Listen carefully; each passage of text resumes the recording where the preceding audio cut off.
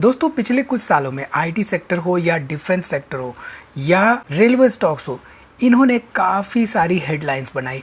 ऐसे में pharma sector एक ऐसा सेक्टर, क्या ये इन्वेस्टर्स के रडार से गायब होता हुआ दिखाई दे रहा है? क्या फार्मा स्टॉक्स में अभी ग्रोथ स्टोरी नहीं रह गई है या फिर लॉन्ग टर्म इन्वेस्टर्स के लिए एक नई अपॉर्चुनिटी जोन बन रही है? बात करेंगे डिटेल में इस छोटी सी वीडियो में। तो वीडियो को यहाँ पे पूरा देखिए और स्टॉक मार्केट इन्वेस्टमेंट के बारे में कुछ नया सीखिए। नमस्कार दोस्तों, मैं उमेश त्रिपाठी आपका स्वागत करता हूं स्टॉक फॉर रिटेल पर स्टॉक मार्केट से जुड़ी एक नई जानकारी के साथ। ध्यान रखिए, जो भी हम यहां पर डिस्कस करने वाले वो किसी भी तरह के बाय या सेल कॉल नहीं है। सबसे पहले एक इम्पॉर्टेंट बात, जो भारत देश है वो दुनिया का एक मेजर फार्मास्यूटिकल हब है। चाहे जेनरिक मेडिसिन की बात हो, चाहे कॉन्ट्रैक्ट मैन्युफैक्चरिंग की बात हो, इंडियन कंपनीज ग्लोबल मार्केट में स्ट्रॉन्ग पोजीशन ऑलरेडी बना चुकी हैं। फॉर एग्जाम्पल यहाँ पे सिप्ला जो है, सिप्ला आप देखिए तो ये थर्ड लार्जेस्ट है भारत में in the domestic RX market. वहीं पे इसके पास जीएक्स में लीडरशिप है, रेस्पिरेटरी में पहली रैंक है इसकी, और एंटी इन्फेक्टिव से यहाँ पे करीब करीब टॉप 5 है यूरोलॉजी के साथ ही साथ। इसके साथ ही साथ यहाँ पे देखें तो थर्ड लार्जेस्ट प्लेयर है इन प्राइवेट आरएक्स मार्केट। ठीक है, ये तो हो गई सिप्ला की बात। अब यहाँ पे बात करते हैं कुछ ऐसी कंपनियों की जिनके बारे में कम इन्वेस्टर्स को पता रहता है। अब ये जो पहली कंपनी है ये है मार्क्संस फार्मा लिमिटेड। अब यहाँ पे फंडामेंटल्स आप देखिए इसके, तो रिटर्न ऑन इक्विटी 15% के आसपास है, रिटर्न ऑन कैपिटल एम्प्लॉयड 19% के आसपास है, डिविडेंड यील्ड 0.33% के आसपास है। यहाँ पे देखें तो डेट टू इक्विटी 0.11 है, पित्रोस्की स्कोर 8 का है। पित्रोस्की स्कोर 9 के ऊपर होता ही नहीं है। 9 पैरामीटर्स होते हैं, डिफरेंट पैरामीटर्स होते हैं इन्वेस्टिंग रिलेटेड। इन पैरामीटर्स के बेसिस पे कंपनी को मार्क दिया जाता है, यानी कि पॉइंट्स दिए जाते हैं। फॉर एग्जांपल मान लीजिए कि कंपनी अगर सेल्स जनरेट कर रही है पिछले 2-3 सालों में, तो हमने +1 दे दिया।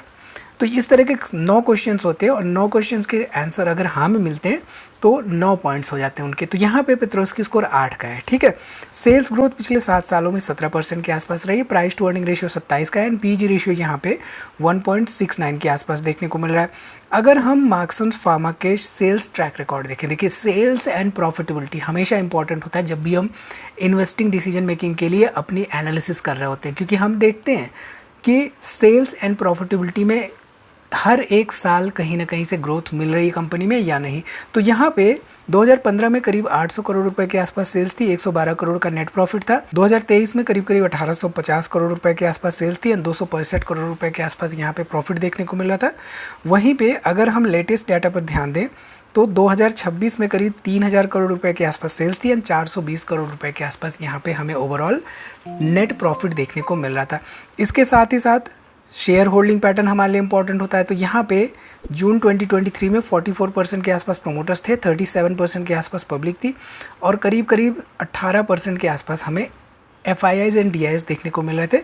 वहीं पे लेटेस्ट डाटा के हिसाब से अगर हम देखें तो मार्च 2026 में देखिए 44% के आसपास प्रोमोटर्स, 33% के आसपास पब्लिक, एंड यहाँ पे करीब करीब 23% के आसपास FIIs एंड DIs हमें देखने को मिल रहे हैं। ठीक है, दूसरी कंपनी के बारे में हम बात करें तो जो दूसरी कंपनी है वो कंपनी है यहाँ पे ग्यूफिक बायोसाइंसेस लिमिटेड। अब यहाँ पे देखिए तो रिटर्न ऑन इक्विटी 10% के आसपास है, रिटर्न ऑन कैपिटल एम्प्लॉयड 12% के आसपास है, डिविडेंड यील्ड 0.03% के आसपास है, साथ ही साथ यहाँ पे डेट टू इक्विटी 0.61 है, लेकिन पित्रोस्की स्कोर मात्र 3 का है। सेल्स ग्रोथ यहाँ पे 7 सालों में 15% के आसपास देखने को मिल रही है। यहाँ पे देखिए तो प्राइस टू अर्निंग रेशियो 58 के आसपास देखने को मिला, साथ ही साथ पीजी रेशियो माइनस में है। जब पीजी रेशियो माइनस में होता है तो इसका मतलब क्या होता है कि कंपनी का जो अर्निंग्स ग्रोथ है कहीं ना कहीं से वो इम्पैक्टेड हो रहा होता है। ठीक है, इसके साथ ही साथ प्राइस टू अर्निंग रेशियो ये हमारे लिए इंपॉर्टेंट क्यों होता है, क्योंकि प्राइस टू अर्निंग रेशियो हमें बताता है कि कंपनी अंडर वैल्यूड है या ओवर वैल्यूड है। तो बेसिकली 15-20 के ऊपर अगर प्राइस टू अर्निंग रेशियो होता है तो ऐसे में हम कंपनी को कहते हैं ओवर वैल्यूड, अगर 15 से नीचे होता है तो हम कहते हैं अंडर वैल्यूड। ठीक है, यहाँ पे ग्यूफिक बायोसाइंस का आप देखिए तो 2015 में सेल्स करीब 148 करोड़ का था, नेट प्रॉफिट यहाँ पे 4 करोड़ का था। 2023 में 700 करोड़ रुपए के आसपास सेल्स एंड 80 करोड़ रुपए के आसपास यहाँ पे net profit, and latest data के हिसाब से अगर हम देखें तो 2026 में 940 करोड़ का सेल्स एंड यहाँ पे अबाउट 63 करोड़ के आसपास ओवरऑल नेट प्रॉफिट देखने को मिल रहा था। इसके साथ ही साथ अगर हम शेयर होल्डिंग पैटर्न देखें तो जून 2023 में आप देखिए करीब 75% के आसपास प्रोमोटर्स थे, 23% यहाँ पे पब्लिक थी, एंड लेटेस्ट डाटा अगर हम देखें इस पर्टिकुलर कंपनी का तो यहाँ पे आप देख सकते हैं मार्च 2026 में अबाउट 73% प्रोमोटर्स हैं, 23% पब्लिक है, बट यहाँ पे केवल और केवल 4% के आसपास हमें FIIs एंड DIIs देखने को मिल रहे हैं। ठीक, इसके साथ ही साथ अगर हम तीसरी कंपनी की बात करें तो जो तीसरी कंपनी है वो है एलेम्बिक फार्मा लिमिटेड। इसके रिटर्न ऑन इक्विटी आप देखिए तो करीब 13% के आसपास है, रिटर्न ऑन कैपिटल एम्प्लॉयड 12% के आसपास है, डिविडेंड यील्ड 1.49% है, डेट टू इक्विटी 0.25 है, पेट्रोस्की स्कोर यहाँ पे 7 का है, सेल्स ग्रोथ पिछले 7 सालों का करीब 10% के आसपास है, प्राइस टू अर्निंग रेशियो मात्र 19 का है एंड PG रेशियो यहाँ पे मात्र 0.70 के आसपास देखने को मिल रहा है। साथ ही साथ अगर हम सेल्स ग्रोथ ट्रैक रिकॉर्ड देखें तो यहाँ पे 2015 में करीब 2000 करोड़ का सेल्स था, 283 करोड़ का नेट प्रॉफिट था, 2023 में करीब 5600 करोड़ का यहाँ पे सेल्स था, 342 करोड़ रुपए के आसपास ओवरऑल नेट प्रॉफिट था एंड रीसेंट डाटा के हिसाब से करीब 7300 करोड़ रुपए के आसपास सेल्स है एंड करीब 670 करोड़ रुपए के आसपास हमें नेट प्रॉफिट देखने को मिल रहा है। इसके साथ ही साथ अगर हम शेयर होल्डिंग पैटर्न पर ध्यान दें एलेम्बिक फार्मा का, तो 2023 में 70% के आसपास प्रोमोटर्स थे, 12% के आसपास पब्लिक थी और यहाँ पे करीब 18% के आसपास हमें FIIs एंड DIIs देखने को मिल रहे थे। लेटेस्ट डाटा के हिसाब से आप देखिए तो यहाँ पे आप देख सकते हैं मार्च 2026 में करीब 70% प्रोमोटर्स, 10% पब्लिक और यहाँ पे करीब 21% के आसपास हमें FIIs एंड DIIs देखने को मिल रहा है। ठीक है, इसके साथ ही साथ अगर हम यहाँ पे बात करें विंडलास बायोटेक के बारे में तो रिटर्न ऑन इक्विटी इसका 12%, return on capital employed 16%, dividend yield 0.71%, debt to equity मात्र 0.06, पेट्रोस्की स्कोर 6 का है, सेल्स ग्रोथ पिछले 7 सालों का 18% के आसपास रहा है, प्राइस टू अर्निंग रेशियो 25 है और PG रेशियो यहाँ पे 1.55 के आसपास देखने को मिल रहा है। वहीं पे इसका sales and profitability track record देखें तो 2016 में देखिए 274 करोड़ रुपए के आसपास सेल्स था, 5 करोड़ रुपए के आसपास नेट प्रॉफिट, 2023 में करीब 500 करोड़ रुपए के आसपास सेल्स था, 43 करोड़ रुपए के आसपास यहाँ पे नेट प्रॉफिट था एंड लेटेस्ट डाटा के हिसाब से यहाँ पे देखिए तो मार्च 2026 में करीब 900 करोड़ रुपए के आसपास सेल्स है, 66 करोड़ रुपए के आसपास यहाँ पे नेट प्रॉफिट देखने को मिल रहा है।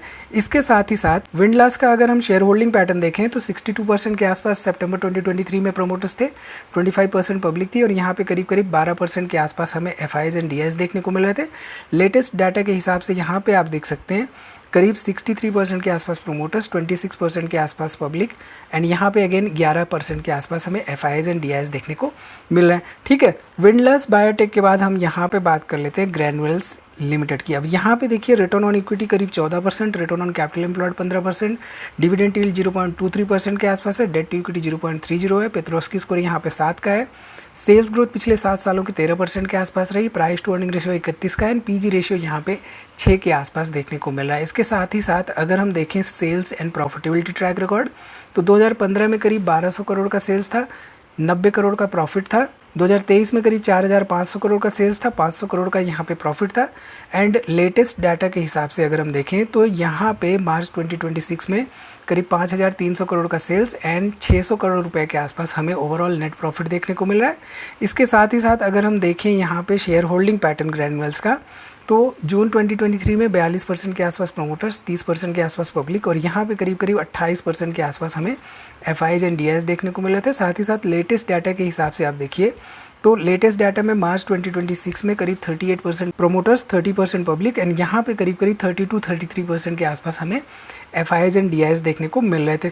ठीक है, यहाँ पे अगर हम बात करें IOL chemicals and pharmaceuticals company की तो return on equity 8%, return on capital employed 11%, dividend yield 0.77%, debt to equity 0.08, Piotroski score 7 का है, सेल्स ग्रोथ मात्र 4% की रही है, प्राइस टू अर्निंग रेशियो 26 का एंड PG रेशियो यहाँ पे 19 के आसपास हमें देखने को मिल रहा है। इसके साथ ही साथ अगर हम sales and profitability track record देखें तो 2015 में करीब 385 करोड़ का सेल्स, नेट प्रॉफिट यहाँ पे नेगेटिव में था, 2016 में भी नेगेटिव, 2022 में यहाँ पे देखें तो 2100 करोड़ का सेल्स हो चुका था एंड करीब 166 करोड़ का यहाँ पे ओवरऑल प्रॉफिट देखने को मिल रहा था। लेटेस्ट डाटा के हिसाब से आप देखिए तो 2300 करोड़ का ओवरऑल सेल्स एंड 138 करोड़ रुपए के आसपास ओवरऑल प्रॉफिट देखने को मिल रहा है। वहीं पे शेयर होल्डिंग पैटर्न के हिसाब से जून 2023 में करीब 48% के आसपास प्रोमोटर्स थे, 48% ही यहाँ पे पब्लिक थी और मात्र 3-3.5% के आसपास हमें FIIs एंड DIIs देखने को मिल रहे थे।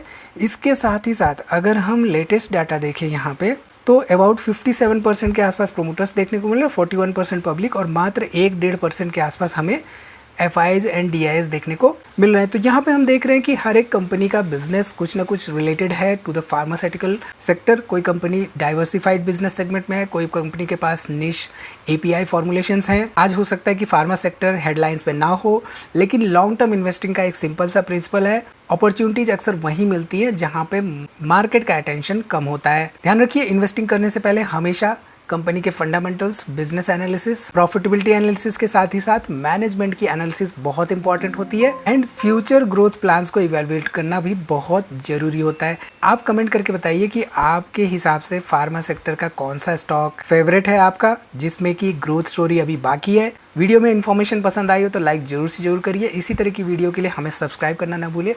मिलते हैं अगली वीडियो में एक इसी तरह की इन्फॉर्मेशन के साथ। तब तक आप हमारी दूसरी वीडियोस देखते रहिए।